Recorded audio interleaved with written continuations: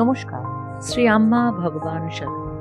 এখন আমরা শ্রী পরমজ্যোতি ভগবতী ভগবানের চমৎকার শুনব।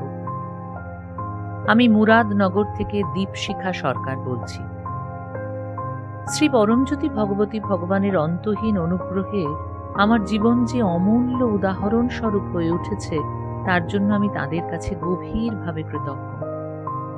শৈশবেই শ্রী আম্মা ভগবানের সঙ্গে আমার বন্ধুত্বের বন্ধন গড়ে উঠেছিল, তবুও আমি তাঁদের, এমনকি নিজেকেও প্রকৃত অর্থে জানতে পারিনি।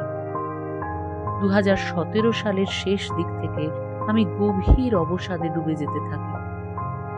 মানসিক আঘাত, রাগ, ঈর্ষা ও ভয়ের মতো নেতিবাচক আবেগে আমার অন্তর পরিপূর্ণ হয়ে উঠেছিল। সবসময় মনে হতো আমি অযোগ্য, বাকিদের থেকে কম ভালো এবং যেন কারাগারে বন্দী হয়ে আছি। এমনকি কয়েকবার আমার মনে আত্মহত্যার চিন্তাও এসেছিল। এরপর শুধুমাত্র শ্রী পরমজ্যোতি আম্মা ভগবানের দৈব অনুগ্রহে এবং আমাদের দাসাজির মার্গদর্শনের মাধ্যমে ধীরে ধীরে পরিস্থিতি বদল হতে থাকে। ক্রমশ অবসাদ থেকে বেরিয়ে এসে আমি নিজেকে, নিজের অন্তরের অবস্থা এবং মনের কার্যকলাপ উপলব্ধি করতে শুরু করি।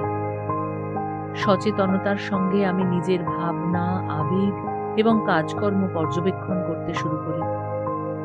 গত বছর আনন্দ দীক্ষা প্রক্রিয়ায় অংশগ্রহণ করার পর থেকে আমার অন্তরে গভীরতর পরিবর্তন উন্মোচিত হয়েছে। বর্তমানে কাজ করার সময়ও আমি অন্তরে সজীবতা ও ঊর্জা শক্তি অনুভব করি। অতীতের যন্ত্রণাদায়ক অভিজ্ঞতার সঙ্গে আমার স্বয়ংক্রিয় যোগাযোগ সম্পূর্ণ বিলীন হয়ে গেছে। অন্যদের কথা শোনার সময় অন্তরে টিপ্পনি ছাড়াই শুধুমাত্র শান্তি এবং স্বীকৃতি ভাব বিরাজ করে। যুক্তিবোধ সম্পন্ন ব্যক্তি হওয়া সত্ত্বেও শুধুমাত্র যখন প্রয়োজন পড়ে তখনই আমার মধ্যে ভাবনার উদয় হয় এবং অন্যান্য সময়ে আমি স্বাভাবিক আনন্দ স্থিতি অনুভব করি। ক্ষুদ্রাতি ক্ষুদ্র জিনিস, যেমন আমার ল্যাপটপ, কম্পিউটারের পর্দা বা রাস্তার দিকে তাকিয়েও আমি আনন্দ অনুভব করি।